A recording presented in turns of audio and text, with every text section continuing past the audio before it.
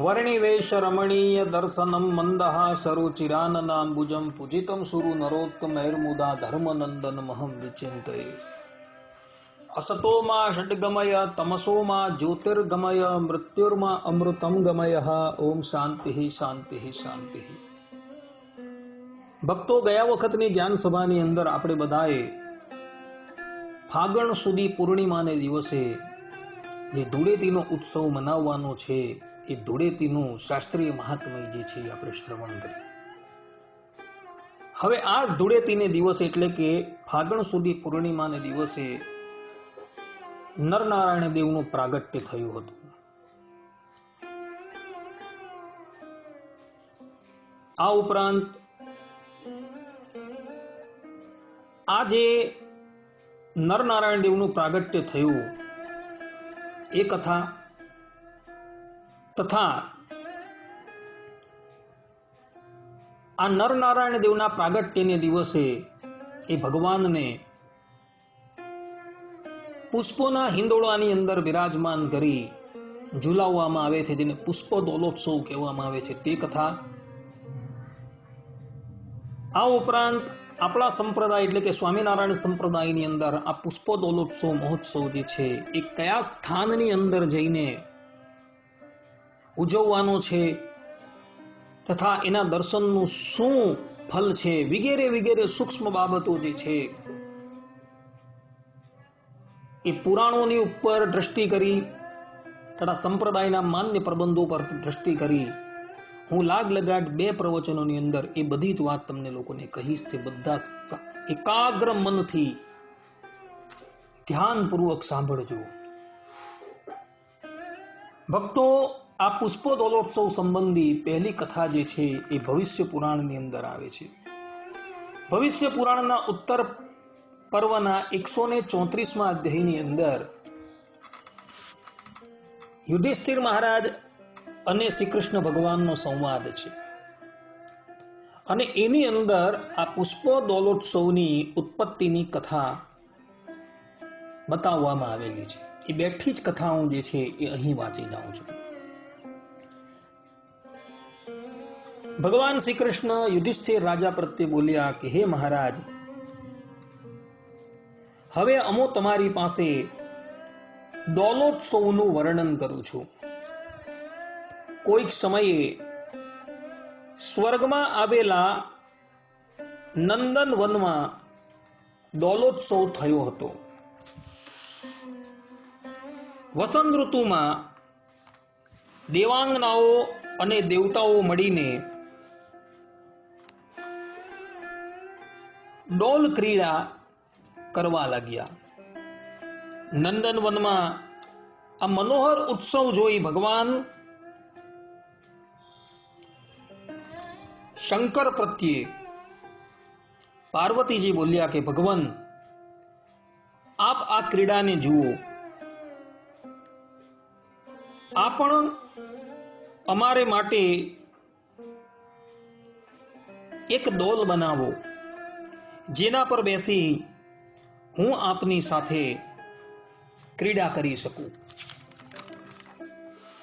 આ પ્રમાણે જ્યારે માતા પાર્વતીએ કહ્યું ત્યારે શિવજીએ દેવતાઓને પોતાની પાસે બોલાવ્યા અને તેઓને એક ડોલ એટલે કે પુષ્પનો હિંડોળો બનાવવા માટે આજ્ઞા કરી।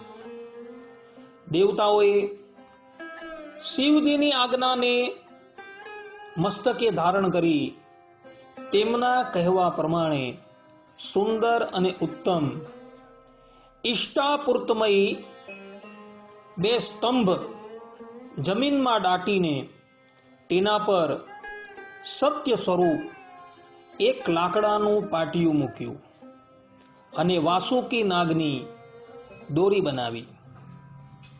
તેની ફણો પર બેસવા માટે રત્નજડિત પીઠની રચના કરી। તે ફેણો પર અત્યંત કોમળ રૂનું ગાદલું તથા ચાદર બિછાવી ડોલની શોભા વધારવા માટે મોતીઓના ગુચ્છ અને પુષ્પોની માળાથી તેને સજાવ્યો। આ પ્રમાણે દેવતાઓએ અતિ ઉત્તમ ડોલ તૈયાર કરી ભગવાન શંકરને આનંદપૂર્વક એ ડોલ જે છે એ પ્રદાન કર્યું. ત્યારબાદ ભગવાન ચંદ્રભૂષણ ભગવતી પાર્વતી સાથે તે ડોલની ઉપર બિરાજમાન થયા. ભગવાન શંકરના પાર્ષદો તે ડોલને ઝુલાવવા લાગ્યા તથા જયા અને વિજયા આ બંને સખીઓ ભગવાનને ચામર ધાળવા લાગી. આ સમયે માતા પાર્વતીજીએ ઘણા મધુર સ્વરમાં ગીત ગાયું, જેનાથી ભગવાન શંકર આનંદ મગ્ન થઈ ગયા તથા બીજા ગંધર્વો પણ ગીત ગાવા લાગ્યા, અપ્સરાઓ નૃત્ય કરવા લાગી અને ચારણો વિવિધ પ્રકારના વાદ્યો વગાડવા લાગ્યા. આ તરફ ભગવાન શંકરના ડોલ વિહારથી બધા પર્વતો કાંપવા લાગ્યા, અર્થાત કે ધ્રુજવા લાગ્યા. સમુદ્રમાં હલચલ થવા લાગી, પ્રચંડ વાયુ વાવા લાગ્યો. સમસ્ત લોક ત્રાહી ત્રાહી પુકારવા લાગ્યા. આ પ્રમાણે ત્રિલોકીને અત્યંત વ્યાકુળ જોઈ ઇન્દ્ર આદિ બધા દેવગણોએ બધા પાપનો નાશ કરનારા શિવજીની પાસે આવી તેઓને પ્રણામ કરી અને પ્રાર્થના કરતા થકા તેઓ પ્રત્યે બોલ્યા કે હે નાથ, હવે આપ આ ડોલ લીલાથી નિવૃત્ત થાઓ, કારણ કે આપની આ ડોલ લીલાથી ત્રિલોકીમાં ક્ષોભ ઉત્પન્ન થઈ રહ્યું છે. આ પ્રમાણે દેવતાઓની પ્રાર્થના સાંભળી પ્રસન્ન થયેલા શિવજી ડોલ પરથી ઉતરી તેઓને ઉદ્દેશી કહેવા લાગ્યા, આજથી વસંત ઋતુમાં જે વ્યક્તિ આ પ્રમાણે ડોલોત્સવ કરશે તથા નૈવેદ્ય અર્પિત કરી તે દેવતાઓના મૂળ મંત્રોથી તેઓને ડોલ પર આરોહણ અર્થાત કે ઝુલાવશે તથા ગીત વાદ્યો અને નૃત્ય દ્વારા આનંદો ઉત્સવ કરશે તથા સ્તુતિ પાઠ કરશે, તે બધી જ અભિષ્ટ વસ્તુઓને પ્રાપ્ત કરશે. અહીં આ કથાની અંદર ભગવાન શંકરે સર્વપ્રથમ ડોલનો પ્રારંભ આ ધરાતલની ઉપર કરેલો એવું ભગવાન વેદવ્યાસજી લખી રહ્યા છે તથા ભગવાન શ્રી કૃષ્ણ કહી રહ્યા છે. અને ભગવાન શંકરે આશીર્વાદ પણ આપેલા છે કે જે લોકો આ ડોલની અંદર ઝૂલતા એ પરમાત્માના દર્શન કરશે તેની બધી જ કામનાઓ જે છે એ પૂર્ણ થશે. ભક્તો, બ્રહ્મ પુરાણના 61મા અધ્યાયની અંદર બ્રહ્માજી કહે છે કે જે મનુષ્ય ફાગણ સુધી પૂર્ણિમાને દિવસે એકાગ્ર ચિત્તે પુરુષોત્તમ શ્રી ગોવિંદને હિંદોળામાં બિરાજમાન થયેલા દર્શન કરે છે તે તેમના ધામની અંદર જાય છે. અર્થાત બ્રહ્માજી કહે છે કે આ પુષ્પ ડોલોત્સવની અંદર એ પરબ્રહ્મ પરમાત્મા જે છે એના દર્શન જ કરનારા કેવલ દર્શન માત્રથી એ પરબ્રહ્મ પરમાત્માના નિત્ય ધામની અંદર પ્રવેશ કરશે. આ પ્રમાણે ભવિષ્ય પુરાણની અંદર તથા બ્રહ્મ પુરાણની અંદર ડોલોત્સવની અંદર દર્શન કરનારાનું મહાત્મય કહેવામાં આવેલું છે. આપણા સંપ્રદાયની અંદર સત્સંગી જીવન ગ્રંથની અંદર ચતુર્થ પ્રકરણના 60મા અધ્યાયના 5 થી 15 શ્લોકની અંદર ભગવાન સ્વામિનારાયણે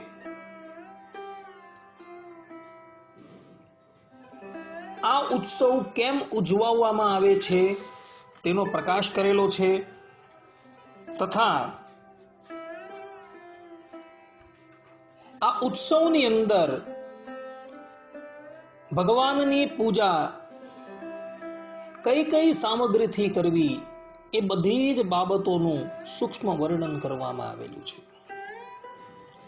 ભગવાન સ્વામિનારાયણ કહે છે કે ફાગણ સુધી પૂર્ણિમાને દિવસે પરબ્રહ્મ પરમાત્મા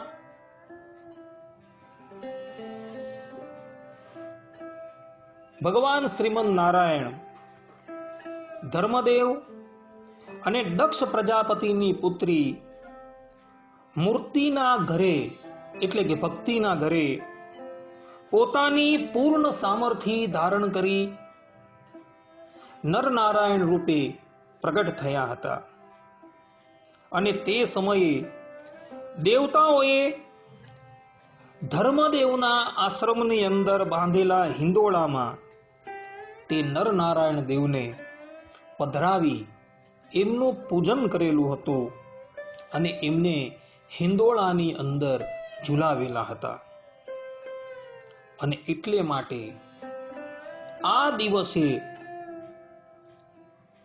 એ નરનારાયણ દેવને દેવતાઓએ હિંડોળામાં ઝુલાવેલા હતા એટલે માટે આ ઉત્સવ જે છે એ પુષ્પ દોલોત્સવના નામથી ધરાતલની ઉપર વિખ્યાત થયો છે. ભગવાન સ્વામિનારાયણ અગાડી કહે છે કે એ જ નરનારાયણ દેવ દ્વાપર અને કલીની સંધિની અંદર કુરુકુલની અંદર કુંતાજીના ઉદર થકી એ નર ભગવાન અર્જુન રૂપે પ્રગટ થયા હતા અને એ જ નારાયણ જે છે એ યદુકુલની અંદર દેવકી માતાના ઉદર થકી શ્રી કૃષ્ણ રૂપે પ્રગટ થયા હતા. આની સંપૂર્ણ કથા જે છે એ શ્રીમદ ભાગવતની અંદર ચતુર્થ સ્કંદના પ્રથમ અધ્યાયની અંદર છે. તો એ નર અને નારાયણ જે અર્જુન અને શ્રી કૃષ્ણ રૂપે હતા એક સમયે રૈવતાચલની ઉપર યાદવ સમૂહ જે છે એ વિહાર કરવા માટે પધારેલો હતો અને તે વખતે અર્જુનજી પણ ભગવાન શ્રી કૃષ્ણની સાથે હતા અને એવા સમયની અંદર ફાગણ સુધી પૂર્ણિમાનો દિવસ આવેલો હતો અને શ્રી કૃષ્ણ અને અર્જુન એ સાક્ષાત નરનારાયણ ઋષિ જ હોવાથી યાદવ લોકોએ એ સરસ મજાનો પુષ્પનો હિંડોળો તૈયાર કર્યો અને એ અર્જુનજી અને એ ભગવાન શ્રી કૃષ્ણને એ પુષ્પના હિંડોળાની અંદર પધરાવી એમને ઝૂલવે છે અને એટલે આ ઉત્સવ જે છે એ દોલોત્સવ તરીકે ઓળખાય છે. કહેવાનું તાત્પર્ય એ છે કે દોલોત્સવ સંબંધી 3 કથાઓ પ્રચલિત છે. એક કથા શિવજીની સાથે સંબંધ રાખે છે, બીજી કથા આદિ સતયુગની અંદર જે નરનારાયણ દેવ પ્રગટ થયા હતા તેની સાથે સંબંધ રાખે છે અને ત્રીજી કથા જે છે એ કલી અને દ્વાપરની સંધિની અંદર જે શ્રી કૃષ્ણ ભગવાન અને અર્જુનજી જે પોતે નરનારાયણ દેવનો જ અવતાર હતા તેની સાથે સંબંધ ધરાવે છે. આ પ્રમાણે આ દોલોત્સવ સંબંધી 3 કથાઓ શાસ્ત્રોની અંદર જોવા મળે છે. ભગવાન સ્વામિનારાયણ આ ઉત્સવ કરવાની અંદર તિથિનો નિર્ણય કરતા પોતે કહી રહ્યા છે કે આ ઉત્સવ કરવામાં સૂર્યોદય વ્યાપી ઉત્તરા ફાલ્ગુની નક્ષત્ર ગ્રહણ કરવું, તેનો યોગ જો બંને દિવસે એટલે કે પૂર્ણિમા અને પ્રતિપદાને દિવસે હોય તો તે આ ઉત્સવ પૂર્વ દિને એટલે કે પૂર્ણિમાને દિવસે કરવું, કેમ કે બહુ કાળ વ્યાપનાર છે. આ ઉત્સવમાં શ્રી કૃષ્ણનું અર્ચન વસંતોત્સવમાં જ જેમ એમ કરવું. ભગવાન નરનારાયણની પ્રાતઃ કાળે 1600 ઉપચારો વડે પૂજા અને મહાનિરાજન કરવી. શ્વેત સૂક્ષ્મ વસ્ત્રો, શ્વેત સુંદર પુષ્પહારો અને તુલસી દલો વડે એમનું પૂજન પ્રશસ્ત માનેલું છે. એમના નૈવેદ્યમાં દૂધપાક, બદરી ફળ એટલે કે બોર વિશેષપણે સમર્પણ અર્થાત કે સમર્પણ કરવા. પછી નરનારાયણને પારણામાં દક્ષિણાભિમુખે પધરાવીને પૂજક પુરુષ તેઓને હિંદોળે એટલે કે ઝુલાવે. જે મંદિરમાં નરનારાયણની મૂર્તિ સ્થિર અર્ચારૂપા હોય ત્યાં ચણા એટલે કે બાલકૃષ્ણ મૂર્તિને પલ્લામાં પધરાવીને ગીત વાદિંત્ર પૂર્વક વસંત ઋતુમાં થતા માલતી આદિક પુષ્પો વડે તે બાલકૃષ્ણનું પૂજન કરે. તે પછી ભક્તજનો રંગ ગુલાલાડી વડે પરસ્પર ક્રીડા કરે. આ ઉત્સવમાં પણ વસંતોત્સવની પેઠે રંગ રમવામાં મર્યાદા રાખવી. પુરુષોએ પુરુષો સાથે અને સ્ત્રીઓએ સ્ત્રીઓની સાથે, તેમાં પણ વિધવાઓ, સાધુઓ અને બ્રહ્મચારીઓએ તો રંગ ક્રીડા ન કરવી એ નિયમ સાચવવો. તે દિવસે નરનારાયણના દોલોત્સવના પદો ગૌરાવવા. પછી શ્રી કૃષ્ણ ભગવાનની આરતી કરીને પલના થકી ઉતારીને તેમને ઓઢી દેવડાવવા. આ પ્રમાણેનો નિર્ણય ભગવાન સ્વામિનારાયણે સત્સંગી જીવનની અંદર કરેલું છે. ભક્તો, ભગવાન સ્વામિનારાયણ જ્યારે આ ધરાતલની ઉપર મનુષ્ય રૂપ ધારણ કરીને સાક્ષાત બિરાજમાન હતા ત્યારે તેઓ આ ઉત્સવ જે છે એ બહુ જ આનંદ અને ઉલ્લાસપૂર્વક ઉજવતા હતા. આપણા સત્સંગી જીવન ગ્રંથની અંદર ભગવાન સ્વામિનારાયણે વડતાલની અંદર જે પુષ્પ દોલોત્સવ ઉજવેલો હતો તેનું વર્ણન તૃતીય પ્રકરણની અંદર કરવામાં આવેલું છે. એ આખું વર્ણન તમે ધ્યાનથી વાંચજો. કહેવાય છે કે એ જમાનાની અંદર વડતાલની અંદર 5 લાખ હરિભક્તો ઉપસ્થિત થયા હતા અને તે લોકોને પરસ્પર ક્રીડા કરવા માટે 50,000 મણ ગુલાલ જે છે એ ઉડાડવામાં આવેલો હતો. આ બધી જ વાતો આપણા સંપ્રદાયના માન્ય પ્રબંધોની અંદર લખાયેલી જોવા મળે છે. ભક્તો, ભગવાન સ્વામિનારાયણ સત્સંગી જીવનની અંદર ચતુર્થ પ્રકરણના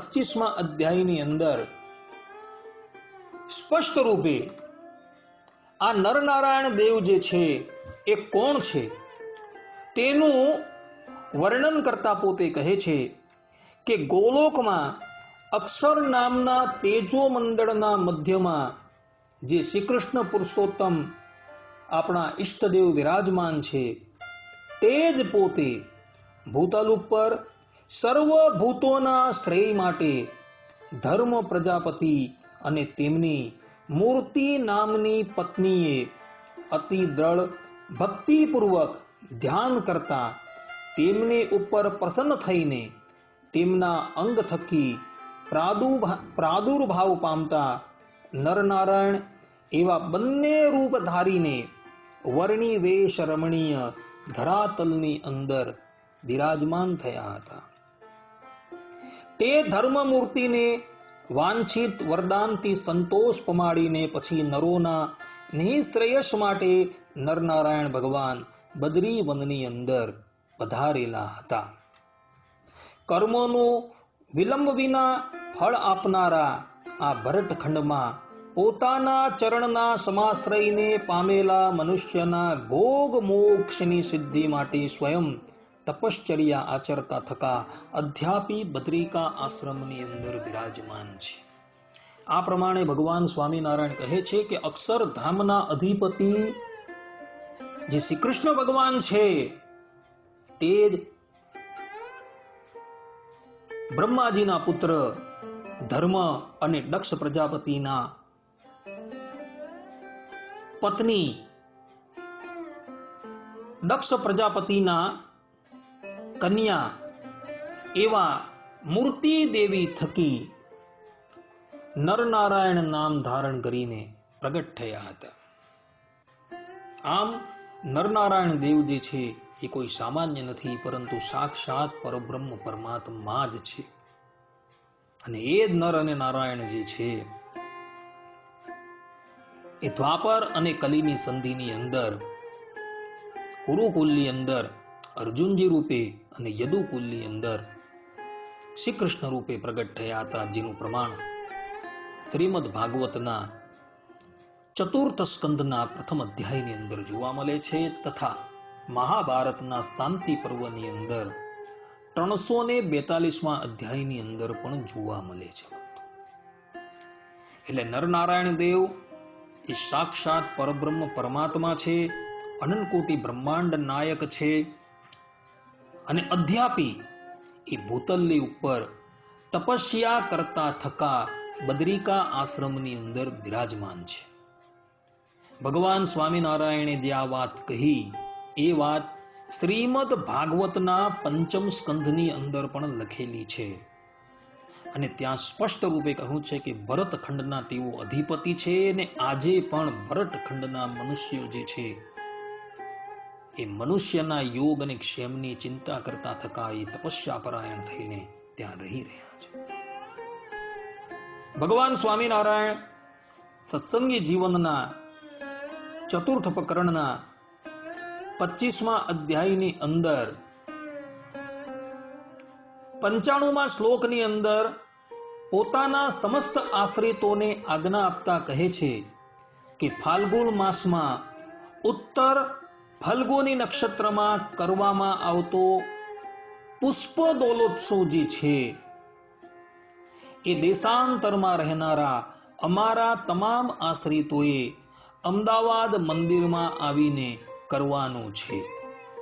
અર્થાત કે ભગવાન સ્વામિનારાયણે પોતાના વરદ હસ્તે જે નરનારાયણ દેવનું સ્વરૂપ અમદાવાદની અંદર સ્વામિનારાયણ મંદિરની અંદર પધરાવેલું છે, તો એ નરનારાયણ દેવની સમીપ દોલોત્સવનું નિર્માણ કરી દેશ દેશની અંદર રહેતા દરેક હરિભક્તોએ અમદાવાદ પધારવાનું છે, અને દોલની અંદર બિરાજમાન જે ભગવાન નરનારાયણ દેવ છે તેના દર્શન કરવાના છે. આ ભગવાન સ્વામિનારાયણની આજ્ઞા છે. જે પ્રમાણે આપણે કાર્તિક સમયો અને ચૈત્ર સમયો જે છે આપણે વડતાલ કરીએ છીએ, તે જ પ્રમાણે આ નરનારાયણ દેવનો જન્મોત્સવ જે છે એ આપણે અમદાવાદની અંદર મનાવવાનું છે. આ પ્રમાણેની ભગવાન સ્વામિનારાયણની આજ્ઞા છે ભક્તો. માટે દરેક ભક્તો આ ફાગણ સુધી પૂર્ણિમાને દિવસે અમદાવાદ પધારજો, અને દોલની અંદર વિરાજમાન એ નરનારાયણ દેવના દર્શન કરજો, જેથી કરીને તમે આ લોકની અંદર પણ સુખી થશો અને પરલોકની અંદર પણ સુખી થશો. કારણ કે એ પ્રમાણેના આશીર્વાદ બ્રહ્માજીએ અને ભગવાન શંકરે આપેલા છે.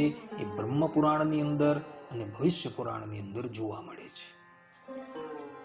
આ પ્રમાણે આજના આ પ્રવચનની અંદર આ પુષ્પોદોલોત્સવ જે છે એના પ્રાગટ્યની કથા જે છે એ તમને કહી સંભળાવી, તથા આ પુષ્પોદોલોત્સવને દિવસે ભગવાનની સેવા કઈ કઈ સામગ્રીઓથી કરવાની તેનું પણ વર્ણન કર્યું, તથા આ પુષ્પોદોલોત્સવ ક્યાં ઉજવવાનો છે, તથા એના દર્શનનું શું મહાત્મય જે છે એ બધી જ વાત તમને શાસ્ત્રોના આધારે અમે કહી.